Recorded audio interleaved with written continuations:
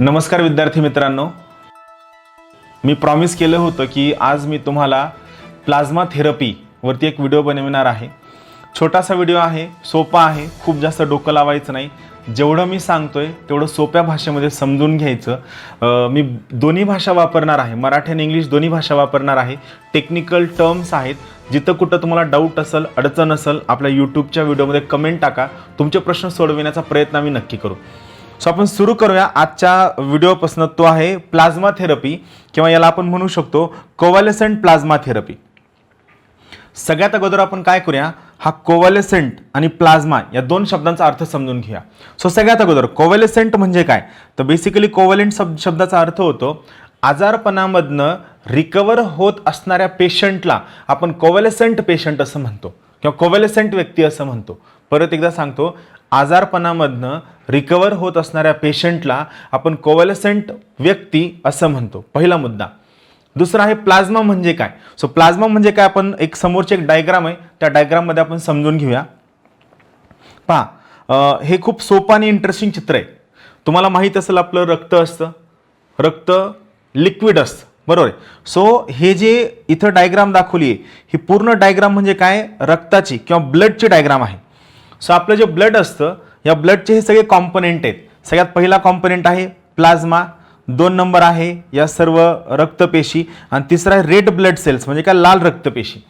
आता बघा, प्लाझ्मा म्हणजे काय, तर प्लाझ्मा हे एक येल्लोइश लिक्विड असतं, पिवळ्या कलरचं एक लिक्विड असतं, जे लिक्विड कॉम्पोनेंट असतं ब्लडचं। सगळ्यात महत्त्वाची गोष्ट, या प्लाझ्मामध्ये पाणी असतं, आयन्स असतात, प्रोटीन असतात, न्यूट्रिएंट असतात, सोबत आपल्या शरीरामधलं वेस्ट असतं, गॅसेस असतात। ह्या सगळ्यांचं मिळून बनलेलं प्लाझ्मा असतो, जो जवळपास 55% भाग असतो। थोडक्यात हे काय असतं, पाणी असतं। आपल्या शरीरामधलं ब्लडमधलं येल्लोइश कलरचं वॉटर म्हणजे प्लाझ्मा। आता या प्लाझ्मामध्ये 1% काय असतात, प्लेटलेट्स असतात आणि व्हाईट ब्लड सेल्स असतात। या नेमक्या काय आहेत आपण पुढच्या डायग्राममध्ये शिकूया। प्लेटलेट्स आणि व्हाईट ब्लड सेल्स असतात, आणि जवळपास 44% असतात रेड ब्लड सेल्स। काय असतात, 44% असतात जवळपास रेड ब्लड सेल्स म्हणजे काय, लाल रक्तपेशी। आलं लक्षात। सो बेसिकली हा जो वरचा कॉम्पोनेंट आहे याला आपण प्लाझ्मा असं म्हणतो। सो दोन शब्द आपल्याला कळले। पहिला काय, कोव्हॅलेसेंट। कोव्हॅलेसेंट म्हणजे काय, आजारपणामधनं रिकवर होत असणाऱ्या पेशंटला आपण कोव्हॅलेसेंट पेशंट असं म्हणतो, पहिला महत्त्वाचा मुद्दा। आणि दुसरं काय, प्लाझ्मा। प्लाझ्मा म्हणजे काय, तर तुमच्या ब्लडचा हा जो वॉटरी कॉम्पोनेंट आहे, that watery component is called as plasma, which is quite yellowish in color and it forms about 55% of the total amount of the blood. तुमच्या ब्लडच्या एकूण अमाऊंट पैकी जवळपास 55% कॉम्पोनेंट हा काय असतो, हा प्लाझ्मा असतो बाय व्हॉल्यूम।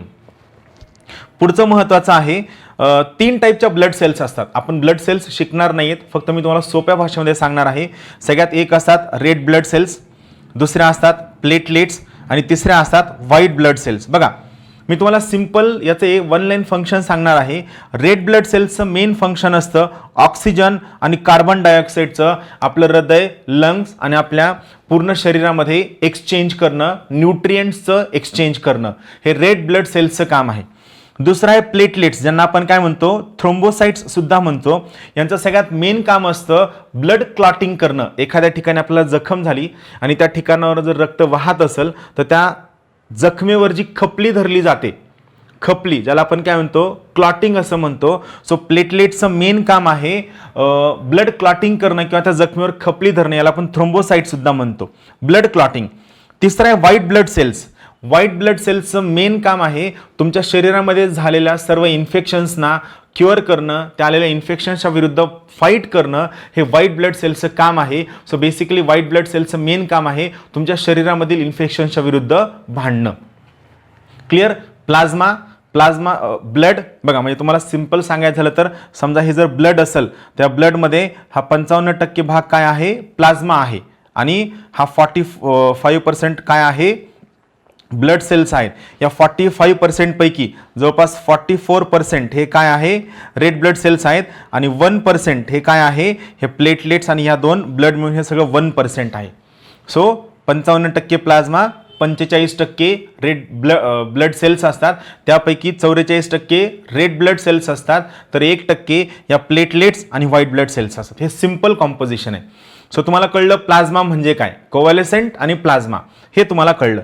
आता आपण एक छोटंसं इंटरेस्टिंग गोष्ट शिकणार आहोत. ते दोन शब्द आहेत, एका शब्दाचं नाव आहे अँटीजेन आणि दुसऱ्या शब्दाचं नाव आहे अँटीबॉडी. दोन शब्द नेमके काय आहेत आपण सोप्या भाषेत समजून घेऊया. सगळ्यात अगोदर समजून घेऊया अँटीजेन म्हणजे काय. मी अगोदर तुम्हाला सोपी डेफिनेशन सांगल, मग तुम्हाला थेरॉटिकल डेफिनेशन सांगल. सो अँटीजेन म्हणजे काय, any foreign particle which enters in your body is antigen. कोणताही परदेशी कण जो तुमच्या शरीरामध्ये एंट्री करतो त्याला आपण अँटीजेन असं म्हणतो.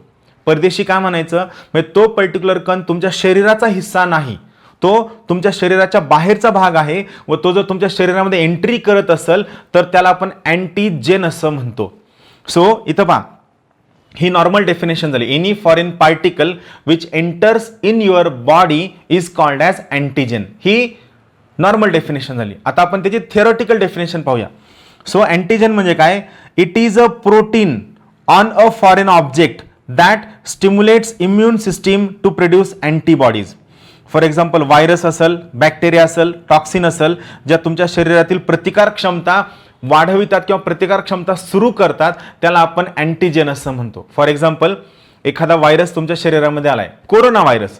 तर कोरोना व्हायरस तुमच्या शरीरामध्ये आल्यानंतर कोरोना व्हायरस हा तुमच्या शरीराचा अविभाज्य भाग नाहीये, इंटिग्रल पार्ट नाहीये, तो बाहेरचा पार्टिकल आहे. So that corona virus is an antigen. पण तो कोरोना व्हायरस आतमध्ये आलाय आणि तो तुमच्या शरीराला डॅमेज करू शकतो, तुम्हाला लॉस पोचवू शकतो. सो त्या कोरोना व्हायरसला फाईट करायला हवं. फाईट कोण करणार आहे, तुमची प्रतिकारक क्षमता त्याला फाईट करणार आहे, तुमची इम्युन सिस्टीम त्याला फाईट करणार आहे. मग ही इम्युन सिस्टीम प्रॉम्प्ट करणं किंवा या इम्युन सिस्टीमला सुरू करणारा जो पार्टिकल आहे त्या पार्टिकलला आपण अँटीजेन असं म्हणतो. फॉर एक्झाम्पल व्हायरस असेल, त्यानंतर बॅक्टेरिया असेल किंवा टॉक्सिन्स असेल, हे काय झाले, अँटीजेन झाले. आता पुढचा महत्त्वाचा मुद्दा, इथे मी डायग्राम दाखवली पहा.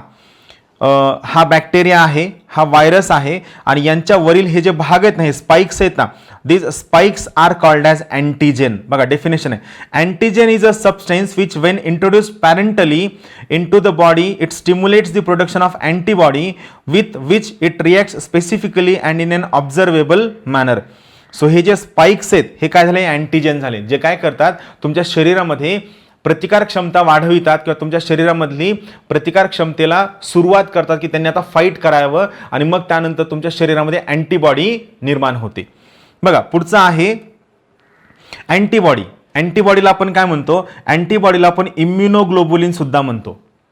अँटीबॉडीला आपण इम्युनोग्लोब्युलिन सुद्धा म्हणतो. इम्युनोग्लोब्युलिन किंवा अँटीबॉडी काय आहे, हे एक प्रकारचं प्रोटीन आहे. हे केव्हा प्रोड्यूस होतं, हे तुमच्या इम्युन सिस्टीम म्हणजे तुमच्या प्रतिकार क्षमतेच्या व्यवस्थेमध्ये केव्हा होतं, जेव्हा तुमच्या शरीरामध्ये एखाद्या अँटीजेननं प्रवास केलं की ऑटोमॅटिकली अँटीबॉडीज तयार होतात. म्हणजे फॉर एक्झाम्पल जर दाखवायचं झालं, समजा हे आपण या बाजूला समजून घ्या, लेटस से हे तुमचं शरीर आहे अलीकडचं, बरोबर आहे. आता हा एक कोविड-19चा व्हायरस आहे. हा कोविड-19 ही जी बाउंड्री आहे ही तुमच्या शरीराची बाउंड्री आहे. आता कोविड-19चा व्हायरस काय होतो, तुमच्या शरीरामध्ये एंट्री करतोय. सो कोविड-19चा व्हायरस हा तुमच्या शरीराचा भाग नाही आहे, तो फॉरेन पार्टिकल आहे. सो हा व्हायरस व त्याच्यावरील हे जे स्पाइक्स आहेत त्यांना आपण काय म्हणतो, अँटीजेन असं म्हणतो. आता हा कोविड-19 व्हायरस तुमच्या शरीराला नुकसान पोचवू शकतो. सो या व्हायरसनं नुकसान पोचवू नाही म्हणून तुमच्या शरीरामधील व्हाईट ब्लड सेल्सनं, पांढऱ्या पेशींनी जे इथं फाईट करायला सैनिक पाठवलेले असतात, या सैनिकांना आपण काय म्हणतो, अँटीबॉडी असं म्हणतो. काय म्हणतो, अँटीबॉडी. व्हायरसला फाईट करायला तुमचं शरीर जे सैनिक किंवा जे प्रोटीन किंवा जे मॉलिक्यूल तयार करतं त्याला आपण अँटीबॉडी असं म्हणतो. बेसिकली या अँटीजेनला फाईट करण्यासाठी तुमचं शरीर ज्या प्रोटीन्सची निर्मिती करतं त्या प्रोटीन्सला आपण अँटीबॉडीज असं म्हणतो, बरोबर आहे. आता हे जे अँटीबॉडीज असतात, इथे मी डायग्राम दाखवले बघा, हे काय, हे अँटीबॉडीज आहेत, बरोबर आहे. हे अँटीबॉडीज काय करतात, त्या अँटीजेनला रिकग्नाइज करतात, त्यानंतर त्याला स्वतःवरती इथं लॉक करून घेतात आणि त्यांना रिमूव्ह करतात. बघा इथं दाखवलंय, हे अँटीजेन आहे. हे अँटीजेन काय करतं, हे अँटीजन काय करतं, या इथं त्यांचं लॉक साईट आहे बघा, हे अँटीबॉडी काय करते, अँटीजनला इथं लॉक करतं आणि याला काय करतं, आपल्या शरीरामधून रिमूव्ह करतं. सो या अँटीबॉडीजचं मेन फंक्शन आहे आपल्या शरीरामध्ये आलेल्या अँटीजनला रिमूव्ह करणं, आपल्या शरीराची रोगप्रतिकारक क्षमता मेंटेन करणं व आपल्या शरीराला व्यवस्थित ठेवणं, हे या अँटीबॉडीजचं काम आहे. सो बेसिकली लक्षात ठेवा, अँटीबॉडीज यांना आपण इम्युनोग्लोबुलिन सुद्धा म्हणतो. हे एक प्रकारचं प्रोटीन आहे, हे इम्युन सिस्टीममध्ये असतं आणि हे काय करतं, अँटीजनला फाईट करतं. सगळ्यात महत्त्वाची गोष्ट. आता पुढची महत्त्वाची गोष्ट, सेम मी डायग्राम मार्फत दाखवण्याचा प्रयत्न केला आहे. हा कोविड-19चा व्हायरस आहे. या व्हायरसला जे वरती जे स्पाइक्स आहेत हे कोविड-19चाच व्हायरसचाच भाग आहेत. आता या व्हायरसचा हा जो वरचा पार्ट याला आपण अँटीजेन असं म्हणायचं. ही अँटीबॉडी तुमच्या शरीरामध्ये प्रोड्यूस झाली आहे. ही अँटीबॉडी याला लॉक करते, याला रिमूव्ह करते. हळूहळू या सगळ्यांना रिमूव्ह केले की हा व्हायरस ऑटोमॅटिकली डिजनरेट होतो, आपल्या शरीरामधनं एक्झिट होतो आणि आपलं शरीर रिकवर होतो. So it is a kind of lock की रिलेशनशिप, ज्यामध्ये अँटीजेन नावाच्या या लॉकला अँटीबॉडी नावाचं की काय करतं, रिलीज करतं आणि आपल्या शरीराला सेफ ठेवतं. सो हे अँटीबॉडी आणि अँटीजेनचं रिलेशनशिप आहे. सो अँटीजेन फॉरेन पार्टिकल आहे, अँटीबॉडी तुमच्या शरीरानं क्रिएट केलेला पार्टिकल आहे जो या अँटीजेनला आपल्या शरीरामधनं रिमूव्ह करतो. हे बेसिक. आता पुढचं महत्त्वाची गोष्ट, कॉव्हॅलेसेंट सेरम म्हणजे काय. प्लाझ्मा आपण बघितलं. सो कॉव्हॅलेसेंट सेरम म्हणजे काय, तर हे एक ब्लड आहे जे आपण काय करतोय, इन्फेक्शनपासून रिकवर होणाऱ्या पेशंटपासून, इन्फेक्शन झालेल्या पेशंट जो रिकवर होत आहे, या रिकवर होणाऱ्या पेशंटपासून आपण जे ब्लड घेतो, ज्या ब्लडमध्ये अँटीबॉडीज असतात, न्यूट्रिएंट्स असतात, मिनरल्स असतात, त्याला आपण काय म्हणतो, कॉव्हॅलेसेंट सेरम असं म्हणतो. याला आपण कॉव्हॅलेसेंट सेरम असं म्हणतो. Blood obtained from one who has recovered from infectious disease and considered to be especially rich in antibodies against the infectious agent of the disease. एखादा व्यक्ती जो इन्फेक्शन पासून रिकवर झालेला आहे आणि त्याचं रक्त त्या इन्फेक्शनच्या अगेन्स्ट ज्या अँटीबॉडीज जनरेट झाल्यात त्या अँटीबॉडीजमध्ये रिच आहे, त्याच्या शरीरामध्ये खूप मोठ्या प्रमाणात अँटीबॉडीज आहेत, त्या रक्ता जे आपण त्याच्या शरीरामध्ये एक्स्ट्रॅक्ट करतो त्याला आपण कॉव्हॅलेसेंट सिरम असं म्हणतो. काय म्हणतो, कॉव्हॅलेसेंट सिरम असं म्हणतो. आता पुढची महत्त्वाची गोष्ट, what is convalescent plasma therapy. Simple concept आहे. पहा, या ठिकाणी हा कोविड-19 पेशंट आहे, बरोबर आहे. याला इन्फेक्शन झालं म्हणजे काय, याच्या शरीरामध्ये कोरोना व्हायरस आला, या कोरोना व्हायरसने याला इन्फेक्शन केलं. कोरोना व्हायरस हा अँटीजेन आहे, याला फाईट करायला याच्या शरीरामध्ये अँटीबॉडीज निर्माण झाल्या. अँटीबॉडीजने त्या कोरोना व्हायरसला हळूहळू शरीरामधनं बाहेर हाकललं, म्हणजे अँटीबॉडीजचं प्रमाण खूप जास्त झालं, त्या व्हायरसचं म्हणजे अँटीजेनचं प्रमाण कमी झालं. आता या व्यक्तीच्या शरीरामध्ये खूप मोठ्या प्रमाणात अँटीबॉडीज आहेत. आता या शरीरात अँटीबॉडीज आहेत म्हणजे कशामध्ये अँटीबॉडीज आहेत, ब्लडमध्ये अँटीबॉडीज आहेत म्हणजे कशामध्ये आहेत, सेरममध्ये अँटीबॉडीज आहेत, सॉरी प्लाझ्मामध्ये अँटीबॉडीज आहेत, बरोबर आहे. आता या इन्फेक्शन पासून रिकवर होत असणाऱ्या पेशंटचा प्लाझ्मा घेतला जातो, ब्लड सहित प्लाझ्मा घेतला जातो, ज्याला आपण काय म्हणतो, कॉव्हॅलेसेंट सेरम असं म्हणतो. आता हा प्लाझ्मा काय केला जातो, हा प्लाझ्मा या इन्फेक्टेड पेशंटमध्ये टाकला जातो. आता बघा, या इन्फेक्टेड पेशंटमध्ये व्हायरस आहे आणि याच्या शरीरानं आणखीन अँटीबॉडीज बनविलेल्या नाहीयेत. मग काय होतं, जेव्हा इकडनं ऑलरेडी एक ब्लड ज्यामध्ये ऑलरेडी त्या व्हायरसला फाईट करण्याच्या अँटीबॉडीज आहेत, जेव्हा या रेडीमेड अँटीबॉडीज या व्यक्तीच्या शरीरामध्ये टाकल्या जातात व हा व्यक्ती त्या अँटीबॉडीजमुळे रिकवर होतो, त्याला काय म्हणायचं, कॉव्हॅलेसेंट प्लाझ्मा थेरपी असं म्हणायचं. आलं लक्षात. इन्फेक्शन झालेला पेशंट आहे, हा हळूहळू रिकवर होतोय. रिकवर का होतोय, या व्यक्तीच्या शरीरामध्ये अँटीबॉडीजचं प्रमाण खूप जास्त झालंय. सो आपण या व्यक्तीच्या शरीरातील अँटीबॉडीज रिच ब्लड म्हणजे प्लाझ्मा आपण गोळा करतो आणि ज्या नवीन व्यक्तीला इन्फेक्शन झालंय त्याला आपण हा प्लाझ्मा देतो. या व्यक्तीला प्लाझ्मा मिळाल्यामुळे ऑटोमॅटिकली याला रेडीमेड अँटीबॉडीज मिळाल्या. अँटीबॉडीजचं मेन काम काय आहे, त्या अँटीजेनला किंवा व्हायरसला फाईट करणं. म्हणजे हा काय होईल, हे प्लाझ्मा या अँटीबॉडीजला फाईट करेल आणि त्याला फाईट केल्यानंतर हा व्यक्ती लवकरात लवकर रिकवर होईल आणि आपल्या आरोग्य यंत्रणेवर ताण पडणार नाही. हा याचा मेन पर्पज आहे आणि तो रिकवर होईल, याला आपण काय म्हणतो, कॉव्हॅलेसेंट प्लाझ्मा थेरपी असं म्हणतो. हे सगळ्यात बेसिक आहे, याला आपण काय म्हणतो, कॉव्हॅलेसेंट प्लाझ्मा थेरपी असं म्हणतो. आता पुढची महत्त्वाची गोष्ट जे आपण पाहितलं, कॉव्हॅलेसेंट प्लाझ्मा थेरपी म्हणजे काय, तर अँटीबॉडीजचा वापर होतो. इथे एक डेफिनेशन आहे, प्लाझ्मा फेरेसिस म्हणजे काय. हे तुम्हाला सांगायचं. प्लाझ्मा फेरेसिस म्हणजे काय?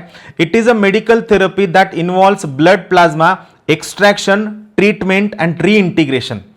बेसिकली ब्लड प्लाझ्मा एखाद्या व्यक्तीच्या शरीरामधनं काढणं, त्यामधल्या अँटीबॉडीज किंवा सगळं एक्स्ट्रॅक्ट करणं, दुसऱ्या व्यक्तीच्या शरीरामध्ये त्याला इंजेक्ट करणं, त्याला परत रिइंटिग्रेट करणं, या पूर्ण प्रोसेसला आपण काय म्हणतो? प्लाझ्मा फेरेसिस असं म्हणतो. नाव लक्षात ठेवा, याला आपण काय म्हणतो? प्लाझ्मा फेरेसिस असं म्हणतो. पुढचा महत्त्वाचा मुद्दा जो मी मगाशी सांगितला, कोव्हॅलेसेंट म्हणजे काय? तर इन्फेक्शन्स किंवा इलनेसपासून रिकवर होत असणाऱ्या व्यक्तीला आपण काय म्हणतो? कोव्हॅलेसेंट व्यक्ती असं म्हणतो. अँटीबॉडीज काय आहेत? प्रोटीन आहेत, इम्युनोग्लोबुलिन असं म्हणतो. अँटीबॉडीज कोण जनरेट करतं?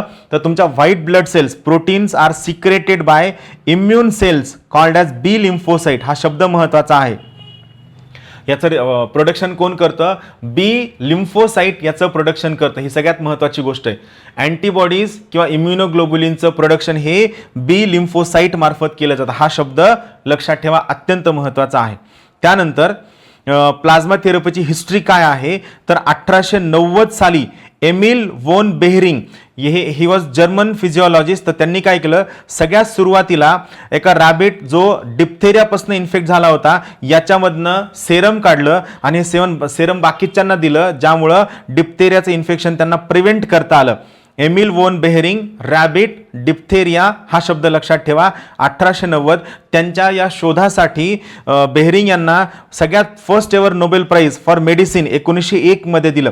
मेडिसिनचं जे सगळ्यात पहिलं नोबेल प्राइज आहे हे एमिल वोन बेहरिंग यांना 1901 साली देण्यात आलं. नाव लक्षात ठेवा, देशाचं नाव सुद्धा लक्षात ठेवा, जर्मनी. त्यानंतर अमेरिकेने स्पॅनिश फ्लूच्या रिकव्हरीसाठी सुद्धा 1918-19 मध्ये प्लाझ्मा थेरपीचा वापर केला. हाँगकाँगने सार्सच्या रिकव्हरीसाठी सुद्धा 2005 मध्ये याचा वापर केला, सिव्हिअर ॲक्यूट रेस्पिरेटरी सिंड्रोम. तर सेम 2009-10 मध्ये H1N1 इन्फ्लुएन्झा व्हायरस आणि एबोलासाठी 2018 मध्ये याचा वापर करण्यात आला. हे तुम्ही UPSCच्या कोणत्याही आन्सरमध्ये ॲज अ एक्झाम्पल म्हणून हे तुम्ही टाकू शकता. हे फक्त एक्झाम्पल लक्षात ठेवा. स्पॅनिश फ्लू, सार्स, H1N1 आणि एबोला या चौघांसाठी सुद्धा प्लाझ्मा थेरपीचा वापर करण्यात आला आहे. ते कसं काम करतं मगाशी मी तुम्हाला सांगितलं. फक्त इथे एक महत्त्वाचा शब्द आहे. आपण गोळा केलेलं कोव्हॅलेसेंट सेरम दुसऱ्या व्यक्तीच्या शरीरामध्ये टाकल्यामुळं त्या व्यक्तीमध्ये पॅसिव्ह इम्युनिटी क्रिएट होते. पॅसिव्ह इम्युनिटी म्हणजे काय? ती त्याची स्वतःची इम्युनिटी नसते. ती इम्युनिटी कशामुळे आलेली असते? त्या अँटीबॉडीज त्याच्या शरीरामध्ये टाकल्यामुळं ती इम्युनिटी आलेली असते. सो त्याला आपण काय म्हणतो? पॅसिव्ह इम्युनिटी असं म्हणतो. आणि या पॅसिव्ह इम्युनिटी बेसिसवरती तो लवकरात लवकर रिकवर होऊ शकतो. Thank you very much. Have a good day.